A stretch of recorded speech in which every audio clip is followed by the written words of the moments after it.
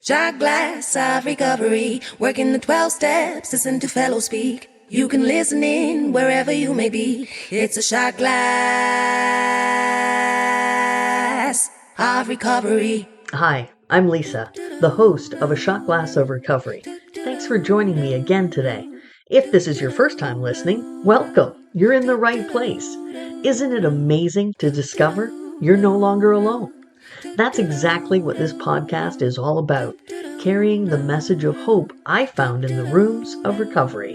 Who knew those cold, hard chairs in church basements and clubhouses would hold so much healing? If you love what you hear, please take a moment to support the show by liking, subscribing, and following us on iTunes, Spotify, and Podbean. Your support helps us grow and reach others on their recovery journeys. We'd also love to hear from you. Leave a review and share how this podcast has impacted your path. Your feedback means so much to us. You can also send an email to ashotglassofrecovery@gmail.com. And to keep A Shot Glass of Recovery pouring out fresh content, consider making a financial contribution at paypal.me/A Shot Glass of Recovery. Whether it's $1 or $25, your generosity keeps this community thriving, and we are so grateful for your support. On today's episode, we've got something special for you, a Lisa pontification. These are the moments where I dive into my personal inventories, journals, or rip off a page of recovery literature. So, grab your shot glass of recovery, it's one for the road, and let's get into it. And one final note, the opinions I share are mine alone. They do not represent Alcoholics Anonymous, nor do I consider myself speaking for AA as a whole. Hello, everybody, and welcome to episode 42. 42 episodes. This just goes to show how long it can take to get through the big book. When you're doing this with a sponsor, you're reading the big book. I heard a great name for a group today. It was Paragraph by Paragraph. Another great meeting name would be Line by Line, because really that's kind of how we break it down. Line by line, paragraph by paragraph. And that's what we have been doing for almost an entire year now, every other week, every other Saturday at 5 p.m. Thank you very much for continuing on this journey with me. And I hope that your book one day looks like mine. If it doesn't already, full of like little sticky notes and tab. I just throw those in there. There's nothing on them. I'm just kidding.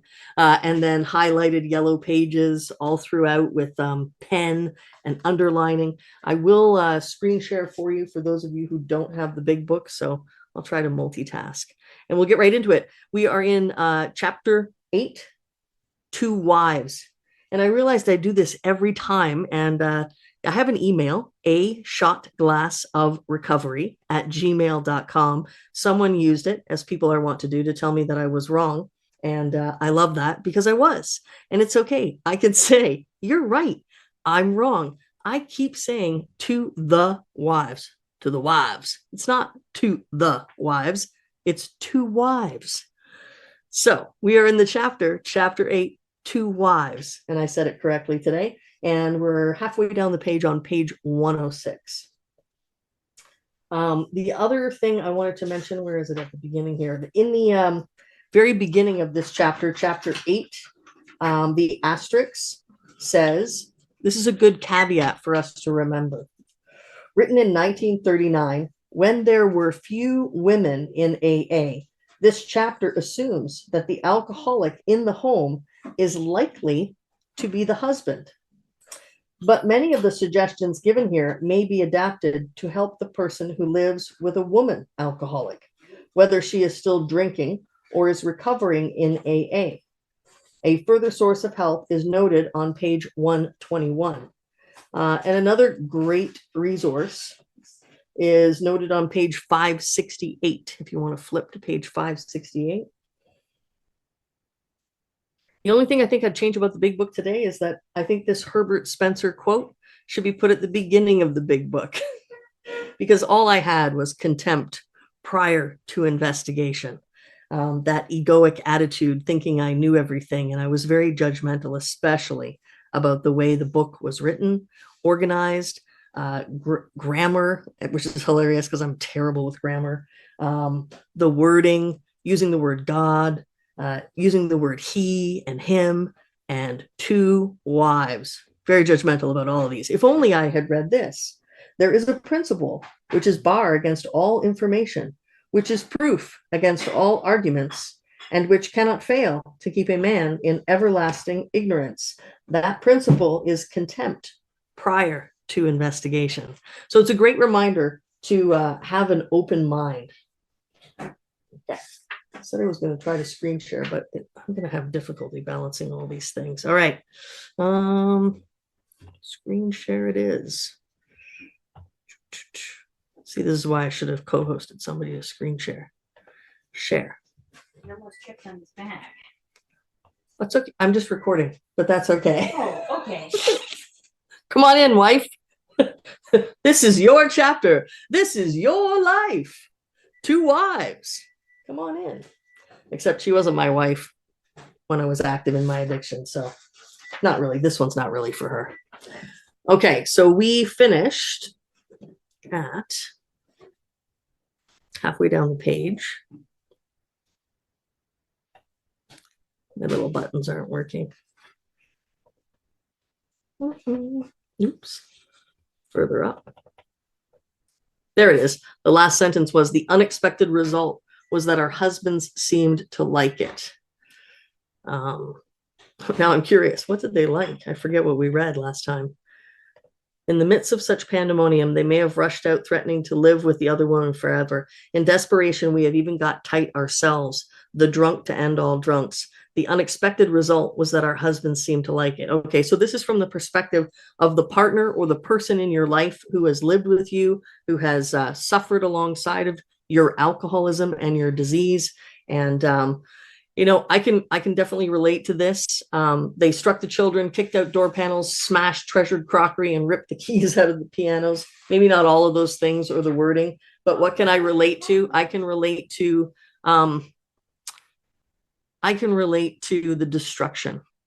I can relate to anger, lack of management of anger, hostility, not getting my way, not being treated the way as the alcoholic that I thought I should be treated, and therefore going out and drinking over those feelings, and then coming home and creating chaos in the lives of my family members, and sometimes violently throwing things. I was a big thrower, smashed things. I once threw a 2x4 through a rocking chair, one of those beautiful wicker rocking chairs. Was like my wife's treasured thing because she had, you know, rocked her first child in it. And I did those things. And this is why this is a great reminder for me to read this big book and remember that my drinking affected other people. And then it says the unexpected result was that our husbands or our partners seem to like it. Why is that? If the partner then becomes just a bigger drinker as we are, then we can justify it, and it makes our drinking seem not quite as bad. Or we want a drinking companion. We think we want a drinking companion, and then we get one, and it doesn't always work out. So that can be what the partner likes. That unexpected result is we start to drink just like they do. And I think this is when we talked about bread and wine and bread and roses or something like that. Okay. Perhaps at this point, we got a divorce and took the children home to father and mother. So again, we're talking about the partner who has suffered alongside us with our disease of alcoholism. Finally, they're frustrated enough to leave us. And for many of them, they've stayed with us through thick and thin. They've been our mothers, not just our partners, but they've been our mothers, our nurses, our bankers, our financial support. And eventually, a lot of them, maybe not all of them, get to a point where divorce starts to look like a good option. And they take the children home to father and mother. Then we were severely criticized by our husband's parents for desertion. You know, so talk about getting it from both angles. First, they have to put up with the craziness of the alcoholic, the disease, and their suffering in their own home. And then when they look elsewhere for support, for understanding, they get judged. And this was very typical, especially back when this program first began in the 30s and the 40s. You stood by your man. You stayed with the alcoholic partner, and you endured those things. We stayed on and on. Usually we did not leave, it says. We stayed on and on. We finally sought employment ourselves as destitution faced us and our families. We began to ask medical advice as the sprees got closer together. The alarming physical and mental symptoms, the deepening pall of remorse, depression, and inferiority that settled down on our loved ones. They're talking about us, people. They are describing the alcoholic in their lives. The physical and mental symptoms of the disease of alcoholism, the deepening pall of remorse. So we get more and more resourceful, and yet because of this disease, we don't know how to quit. So we just keep doing the same things over and over and over again. And then depression settles in. And then a feeling of inferiority, a feeling of uselessness and self-pity. Remember, we've heard those phrases before in the big book. Page 107, the top of page 107. These things terrified and distracted us. As animals on a treadmill, we have patiently and wearily climbed, falling back in exhaustion after each futile effort to reach solid ground. Most of us have entered the final stage with its commitment to health resorts, sanitariums, hospitals, and jails. Sometimes there was screaming delirium and insanity. Death was often near. So as I read this, what I'm hearing is everything that every partner I ever had, maybe you had one long-standing relationship, a marriage, and eventually, the person gave up and they left because they just couldn't watch it. And what did we do? Most of us alcoholics, we blamed them. I can't tell you how many bars I got drunk in and found the first person that was willing to listen to my sob story about the whodunit of my life. Now, spoiler alert, my ex, she did it. She was the cause of all of my problems. She was the star of my whodunit. If she had have done this differently, if she had have loved me more, if she had have just stuck around, then maybe my life wouldn't have been so bad. And that is a highlight of my selfish, self-centered, self-seeking nature, the very highlight of my disease of thinking.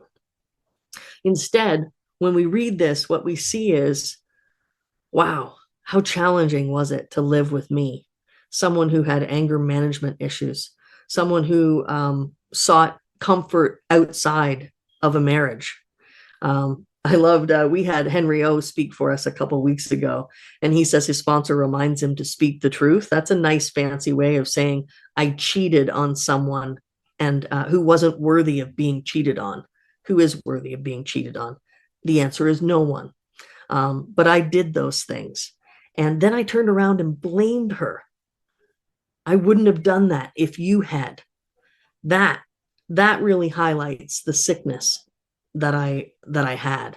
The disease of alcoholism had a hold of me, where I made excuses for my behavior and I blamed it on the blameless. Under these conditions, we naturally made mistakes. Some of them rose out of ignorance of alcoholism. Sometimes we sensed dimly that we were dealing with sick men. So again, remember, we're talking about as if this is the perspective of the partner of the person who is living with the alcoholic. And here they are admitting their mistake. Their mistake is, I guess, sometimes staying with us too long past the expiration date of the marriage or the relationship. Their mistake is taking responsibility for our behavior. I love that Al-Anon phrase, didn't cause it, something like can't cause it, can't cure it. They're not the cause of our alcoholism, and they're certainly not going to be the solution. They're not the cure. But many of them tried. They tried to protect us from ourselves, making those phone calls to the boss to make an excuse for why we weren't showing up. Well, hell, they had a vested stake in that, right? Especially back in these days when it was the man was the breadwinner. And if your man isn't making the bread, bringing home the bacon, I love these food references, without money, you don't eat. So they needed to do those things, right? But they didn't. Sometimes we sense dimly that we were dealing with sick men. So they have a little bit of a delusion themselves. They think that if only we had the willpower, we could manage this disease. Had we fully understood the nature of the alcoholic illness, we might have behaved differently.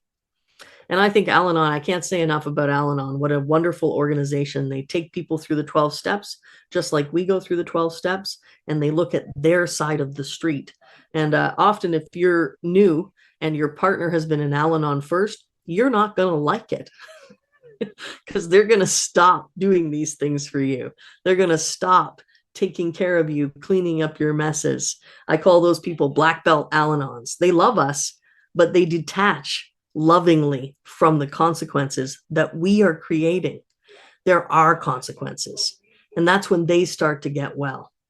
And sometimes they stay, and sometimes they don't. How can men who love their wives and children be so unthinking, so callous, so cruel? And remember, I said the last time we started on this chapter, whenever it says men, you can think alcoholic. How could the alcoholic who loved their partner and children be so unthinking? Because again, sometimes the alcoholic in the relationship is the wife. There could be no love in such persons, we thought. And isn't that what a lot of us alcoholics think about ourselves? We think, what's wrong with me? Shouldn't I love this person? If I loved this person, if I loved my children enough, I would stop. We forget that we're battling a disease, and there is one solution, and we haven't found it yet. Just as we were being convinced of the heartlessness, they would surprise us with fresh resolves and new attentions. For a while, they would be their old sweet selves, only to dash the new structure of affection to pieces once more. Asked why they commenced to drink again, they would reply with some silly excuse, or none. It was so baffling, so heartbreaking. Could we have been so mistaken in the men we married? When drinking, they were strangers. Sometimes they were so inaccessible that it seemed as though a great wall had been built around them. And I think we can all relate to that. I went to a meeting this morning. I heard my sponsor speak, and one of the things he talks about is drinking in isolation. One of the vivid memories that he talked about is having a house party when he was young. And he says, I couldn't tell you if there was 20 or 200 people upstairs because I was down in the basement drinking alone. And I remember the first time I heard that story because I had a story like that too. I was so wrapped up in self, so anxious, so upset, so bothered by life. I had gone to a New Year's Eve party only to isolate myself in the basement because all I wanted was oblivion. And there I was down in and this was like one of those cellar basements, stone walls, dirt floors. The big party raging upstairs, and I'm downstairs drinking by myself. I was inaccessible to the people around me. The wall that had been built up around me was the disease of alcoholism. And sometimes I would rather drink than be around you. And I would pick fights. I don't know if anyone can relate to that. Did you ever pick fights just so that you could drink? Just so that I could have an excuse to storm out the front door, slam that door super hard. Sometimes I wondered if it would fall off the hinges. I'd slam it so hard so that I could go and drown my sorrows at the bar. And even if they did not love their families, how could they be so blind about themselves? What had become of their judgment, their common sense, their willpower? Why could they not see that drink meant ruin to them? Why was it when these dangers were pointed out that they agreed and then got drunk again immediately? Right? We are a baffling lot to the normal drinker. These are some of the questions which race through the mind of every woman who has had an alcoholic husband. We hope this book has answered some of them. Perhaps your husband has been living in that strange world of alcoholism where everything is distorted and exaggerated. You can see that he really does love you with his better self. So when he's sober. Of course, there is such a thing as incompatibility, but in nearly every instance, the alcoholic only seems to be unloving and inconsiderate. It is usually because he is warped and sickened that he says and does these appalling things. Today, most of our men are better husbands and fathers than ever before. Try not to condemn your alcoholic husband, no matter what he says or does. That's pretty good advice. And a lot of people who have read this, who are alcoholic but also have an alcoholic partner, have been a little bit upset about some of the advice that follows in this book. But it makes sense, right? Is condemning another alcoholic going to work? Is telling them what they should and should not do going to work? We know that it doesn't as alcoholics. What we do know works is when one alcoholic says, well, when I used to do this, here's what happened. And here's what I do differently today. Why don't you try that? My sponsor used to say, you don't have to do this, but you don't have to stay sober either. You can drink. You don't want to do this? Go drink. Go get drunk. Very straightforward and matter of fact. Treat him.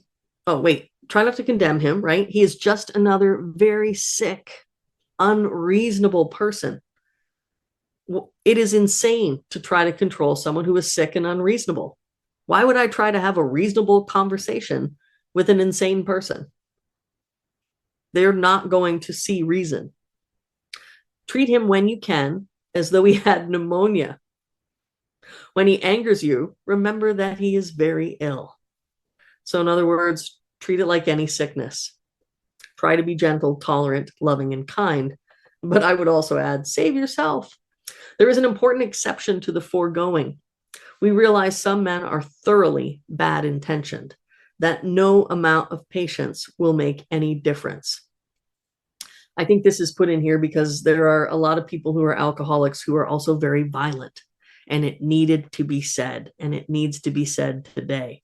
We're not tolerating physical violence, right? We don't stick around if someone is physically violent or abusive. That is a good reason to end things, to get out, to get to safety. And I do believe that the end of my relationship is probably what saved me, because that was a big bottom for me. And it was that moment of, wow, because I thought that person would never leave. They were my ultimate enabler, my caregiver. And when they left, I was like, I got a real problem. And I started to see that the problem was me. So we realize some men or women are thoroughly bad intentioned, that no amount of patience will make any difference. An alcoholic of this temperament may be quick to use this chapter as a club over your head, right? I did go home with the big book in hand and try to get my then partner to read this chapter to show her that she should be more tolerant and patient with me. Yes, you can say it. What an asshole. Don't let him get away with it. If only she'd read it, she could have turned around and picked it up and clubbed me over the head with it. Don't let him get away with it. If you are positive he is one of this type, what type is that? An alcoholic. You may feel you had better leave. It is right. Sorry, is it right to let him ruin your life and the lives of your children? No. Especially when he has before him a way to stop his drinking and abuse, if he really wants to pay the price. So here it is. They're talking about the solution of the program of action found in Alcoholics Anonymous. And if you've gone to your partner and you've given them this book and you've said, I think you need help, and I can't put up with this behavior anymore, and they have an option to get help and they choose not to get it, then maybe it is time to walk out the door. The problem with which you struggle usually falls within one of four categories. One. So I would underline what these categories are. Your husband may be only a heavy drinker. His drinking may be constant, or it may be heavy, only on certain occasions. Perhaps he spends too much money for liquor. It may be slowing him up mentally and physically, but he does not see it.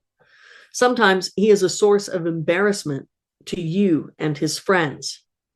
He is positive he can handle his liquor, that it does him no harm, that drinking is necessary in his business.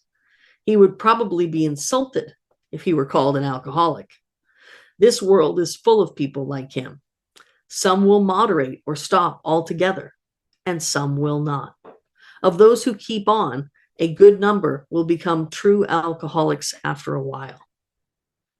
So this talks about the person who is a heavy or hard drinker, and it changes their personality.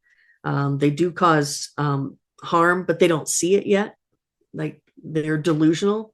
And if they keep on drinking, they very well could become an alcoholic, the progressive nature of our disease. Number 2, your husband is showing lack of control, for he is unable to stay on the water wagon even when he wants to. So now we've progressed. He often gets entirely out of hand when drinking. He admits this is true, but is positive that he will do better. So they're telling the partner of the alcoholic here about the mental twist that we go through, especially after a short period of dry briety. We've been dry for a couple of weeks, and then that mental twist says, I got this. He has begun to try, with or without your cooperation, various means of moderating or staying dry. Maybe he's beginning to lose his friends. His business may suffer somewhat. He is worried at times and is becoming aware that he cannot drink like other people. He sometimes drinks in the morning and through the day also, to hold his nervousness in check. So what is that nervousness? The shakes. They called it delirium tremens. He starts to get anxiety as the liquor leaves his body, so he needs to drink. He is remorseful after serious drinking bouts and tells you he wants to stop. But when he gets over the spree, he begins to think once more how he can drink moderately next time. We think this person is in danger. These are the earmarks of a real alcoholic. Perhaps he can still tend to a business fairly well. He has by no means ruined everything. As we say among ourselves, he wants to stop. And I think for a lot of partners, they see this alcoholic person in their life, and they see the good intentions. They see the desire and the earnestness to want to stop. And they get hopeful time and time again when the person stops for a little while. But what they don't know is that this person is already an alcoholic, and the progressive nature of the disease has begun. Number 3, this husband has gone much farther than husband number 2.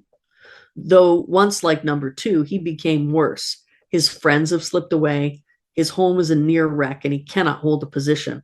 Maybe the doctor has been called in, and the weary round of sanitariums, so detoxes, hospitals, has begun. He admits he cannot drink like other people, but does not see why. He clings to the notion that he will yet find a way to do so. Man, if we put half the intention and the intelligence and the gumption behind curing cancer as us alcoholics did, and trying to figure out why and how we could drink safely like other people, we would solve a lot of the world's problems if we put that brain power to good use. He clings to the notion that he will yet find a way to do so. He may have come to the point where he desperately wants to stop but cannot. His case presents additional questions, which we shall try to answer for you. You can be quite hopeful of a situation like this. 4, you may have a husband of whom you completely despair. He has been placed in one institution after another. He is violent or appears definitely insane when drunk. Sometimes he drinks on the way home from the hospital. Perhaps he has had delirium tremens. Doctors may shake their heads and advise you to have him committed. In other words, they deem this person hopeless. Maybe you have already maybe you have already been obliged to put him away. This picture may not be as dark as it looks. Many of our husbands were just as far gone, yet they got well. There's a glimmer of hope. And it is 5:28, so we'll stop there at let's now go back to husband number 1, and that's where we'll pick up next time at the bottom of page 110. I'm going to stop screen sharing. You can raise your hand, and I will give you the unmute cue for those of you who want to share on what this chapter did for you, how it spoke to you, related in your life, and drop me a message in the chat if you're shy and you want to save your share till the end of the meeting.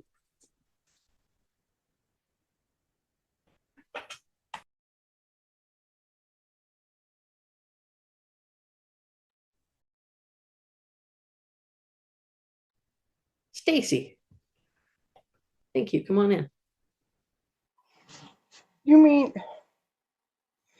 I've been listening to you for 42 classes? Thank you, Lisa. You do a great job. Thank you so much. Too wise. Man, you know, one of the things about we say to the wise because of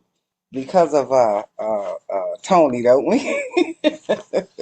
But it is two wives, and I thought this chapter had nothing to do with me. As a matter of fact, I remember uh, when we first started studying them, we called these the forgotten chapters because I thought it had nothing to do with them. But this, once again, is another yardstick for my recovery. And we practice these in all our affairs. I'm sorry, guys, don't scream, okay? I'm going to turn the camera on.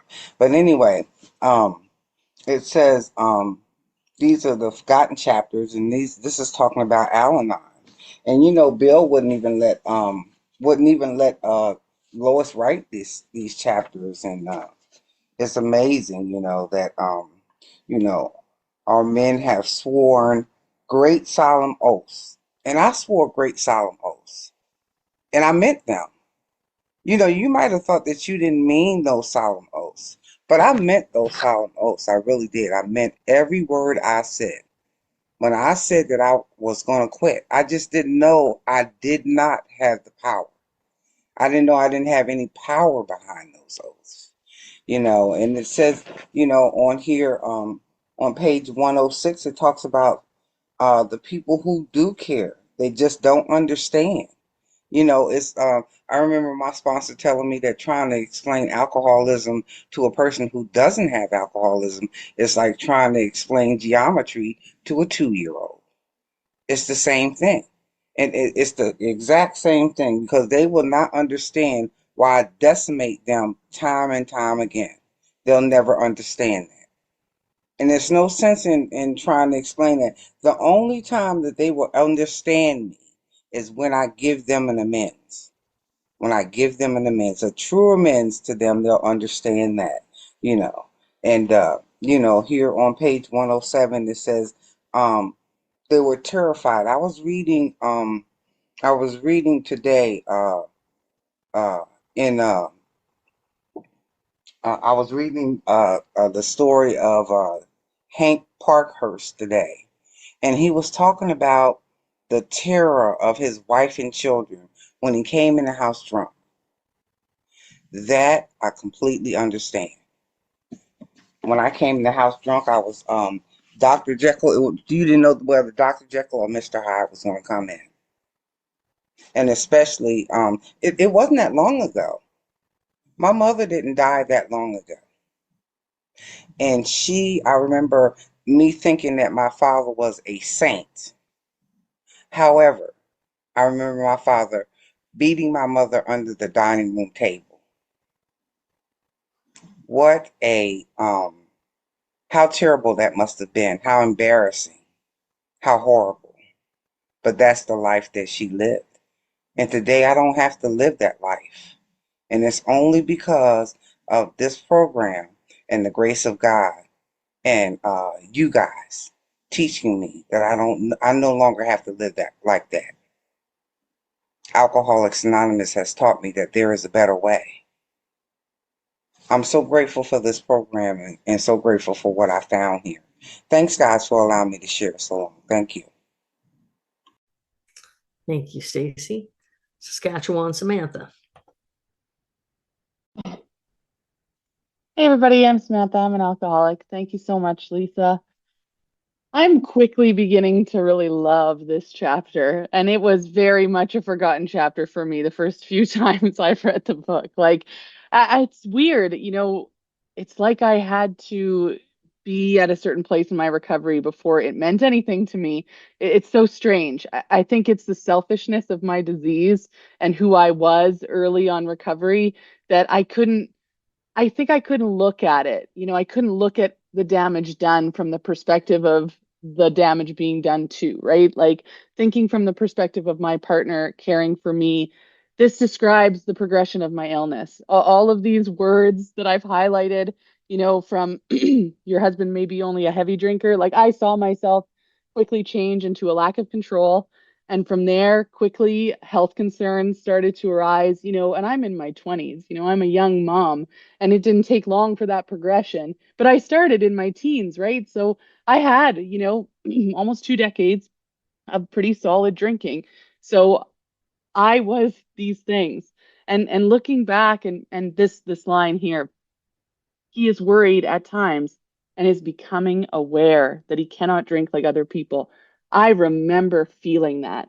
I actually remember feeling it little places throughout my drinking where there would be these little tiny epiphanies while drunk of, this isn't like what you're doing isn't normal, and you described it yourself, from your own sponsor's perspective of drinking alone in a roaring house party. Like, yes, yes.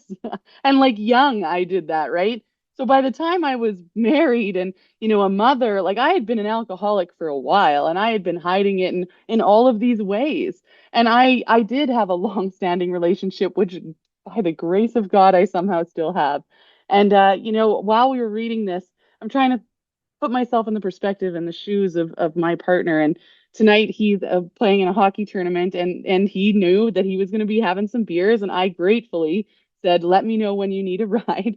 I'll be home and I'll drive into town and pick you up." And I do feel very grateful that I can do that today, and I don't like driving at night, and I can be a real baby. But it is a gift that has been given to me to try to make that fence mended, through living a life where I can be advantageous about not being the person that you have to worry about drinking, that can help somebody who drinks normally and is aware of their own habits. And I'm so grateful that he stuck with me long enough that I was able to return that to him. And yeah, it's not a fun thing to have to deal with a drunk person. I now get the privilege of knowing what that's like. Um, but it is something that I can handle, and he is not an alcoholic like me. So it'll be today, he'll sober up tomorrow, and it probably won't happen for another 6 months. That's the difference. That's not who I was. I needed picking up off the floor daily, and I was headed to a very dark place very fast. So reading this in the light that I'm in, at the space that I'm in now, always brings new things to fruition for me. And I'm just so grateful to be here with all of you and get to learn. So thank you, Lisa. This is awesome. Thank you, Samantha. Thank you so much for your sharing. We all learn as other people share of their experience. So thank you for your participation. Carla, thank you for yours. Hey guys, I'm Carla. I'm an alcoholic. So, yeah, this was a forgotten chapter for me as well, along with we agnostics. I was like, I'm not agnostic. Skip, skip, skip. I'm not a wife. Never mind. Skip, skip, skip. But I've had, there's a lot of good stuff in this chapter, and I have had the interesting journey to my kid's dad is also alcoholic, and I know it's not my place to say he is or he isn't, but he is. And just the part where it says, how can you treat your kids like this? How can you, and for the longest time I could look at him and just and I'm this wife. I've walked a mile on both sides of the street here because I am definitely a real alcoholic. And it's very easy when somebody acts like that to look at their behavior and point at them and compare yourself to them, because that's what I did. But if I had been able to be honest with myself, I would have said, no, Carla, how can you treat your kids like this? How can you put them in that situation? But in the middle of alcoholism, it's a whirlwind, it's a tornado, but I'm so grateful that there is a solution, and being able to look at it through sober eyes with a sober mind and a sober heart is pretty enlightening. There's the answers are all here, and I say it time and time again, not to myself, but pretty much to anybody who will listen. And I don't know. I'm grateful to be here. So, and I'm glad we're reading this. It allows me to look at, two different facets and trains of thought in my sobriety that I wasn't even capable of doing when I was drinking. So that's it. Thank you. That just highlighted that line for me. The unexpected result was he seemed to like it, right? The alcoholic seems to like it when the other person in the relationship also is a heavy drinker or an alcoholic, because then we do what we do best. We take the microscope off of our own behavior and we get to flip the telescope onto their behavior. Look at what they're doing to the kids, to the family. So thank you. April, come on in. Good to see you. Hey family, April, grateful recovering alcoholic. The first time I read this chapter would have been in 2022, and I really could not put myself in my ex-wife's shoes at that point. And it took me reading it again to kind of see that, like on page 106, where it's talking about, they got to that point of divorce. And now when I read this chapter, because my sponsor and I were going through this chapter again, and I can see it very differently, even more so, that I can see, and I remember when she asked me for the divorce, I was so angry, and I was still drinking heavily at that time. And I ended up going back over to her house, banging on the door. And from there, I don't know what happened other than the cops showed up. I had to call my dad. I woke up the next day and I was covered in blood. And to this day, I have no memory of that night and what it all entailed. And then in 2022, I wrote my amends to her, which of course didn't hear anything from her on. But she had every right. She should have asked the way I look at it, she should have asked for a divorce long before what she did. She gave me enough grace to allow me to stay that long. And she should have asked for it many, many years ago. The hell that I put her and her children through, and even my own daughter through, it's a lot, the emotional and the physical abuse that they did suffer.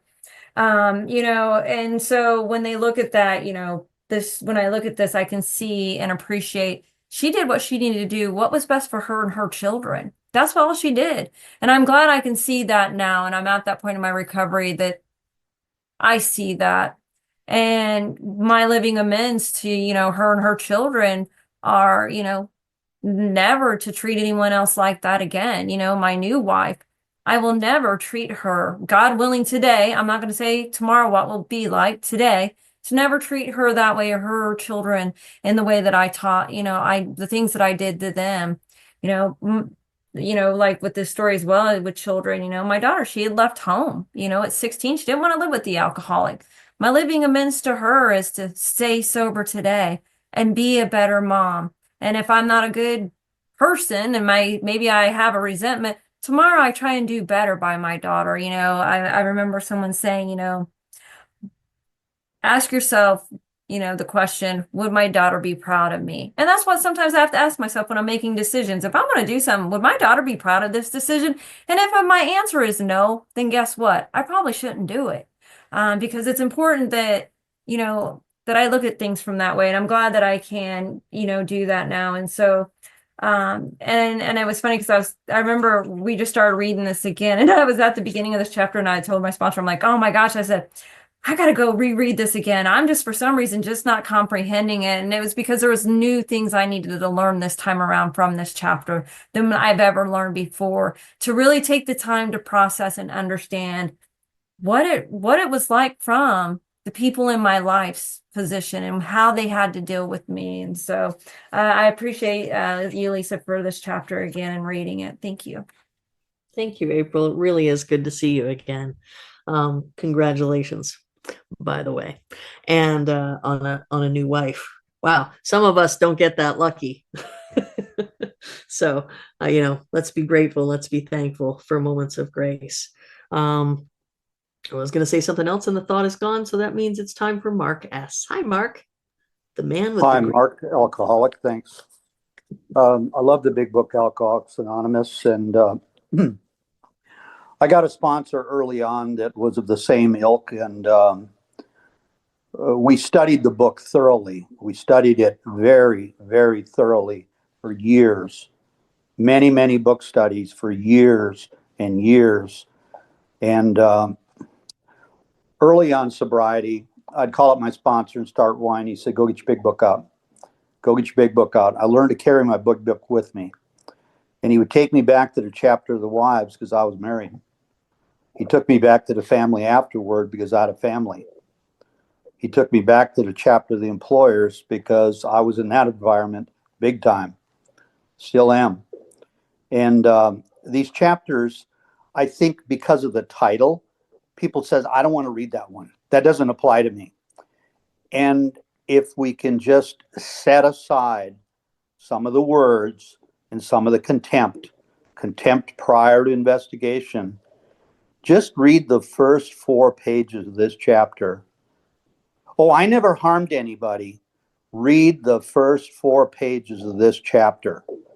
Think about that person that was close to you in your life, whether you call them a husband, a wife, a partner, a close friend, a mother, a father, a son, a daughter, an aunt, a caregiver, those people that were close to us. And we ran them ragged for years. Read the first 4 pages and look for harms. It is loaded with harms. If you get a sponsee that says, oh, I never harmed anybody. Oh, yeah, just read the first 4 pages. Then the next few pages are going to be about the 4 types of drinkers. And it's going to go at length and describe, we got to wait way up to the page, 108 to learn about the different types of drinkers. It's just mentioned casually earlier in the book, but now we're going to find about the 4 drinkers. And one of them on page 109 predominantly talks about this alcoholic or drinker number 1, the heavy hard drinker. It says he is positive he can handle his liquor, that it does him no harm. That does not sound to me like somebody who has a desire to stop drinking. He's positive he can handle his liquor. Well, in AA, the only requirement for membership is a desire to stop drinking. Yet we get people sent into AA all the time. It goes on to say, he'd probably be insulted if you were called an alcoholic. The world is full of people like him. They're all over in AA meetings. They don't want to be here. They want to get their sheet signed. They got a DWI, an OWI, a U-ball. They got one of those things, and they're in here, and they've got to get their sheet signed. I know it. I was one of them. I was court ordered, and I wouldn't go. I would not go. And they said, that's fine. We'll just double them. Now you got to go to 4 a week. And I finally came in, but I was not one who wanted to be in here. The world is full of people like him. They don't want to read the book. They don't want to study this stuff. And sometimes it's a little difficult for that person to recover. They really don't want to be here. Then it goes on to the type 2, the type 3, and the type 4. And you get up in that 3 and 4, they're starting to feel the high cost of low living. They're having no fun. And it says you can be hopeful of people like this because they're starting to get beaten up. They're starting to harvest the yets. Oh, that hasn't happened to me yet. Well, no, it's happened to them.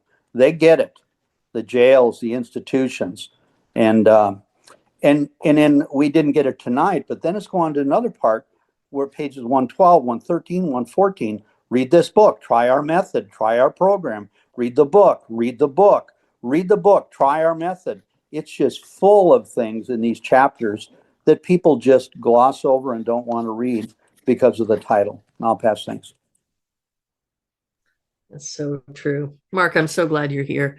The solution seekers, one of the things that this is my home group, Solution Seekers, and one of the things that we did as a group was decide that we were not going to do normal attendance verification, because what we witnessed was people coming in, the very first thing they raised their hand, can I get my verification?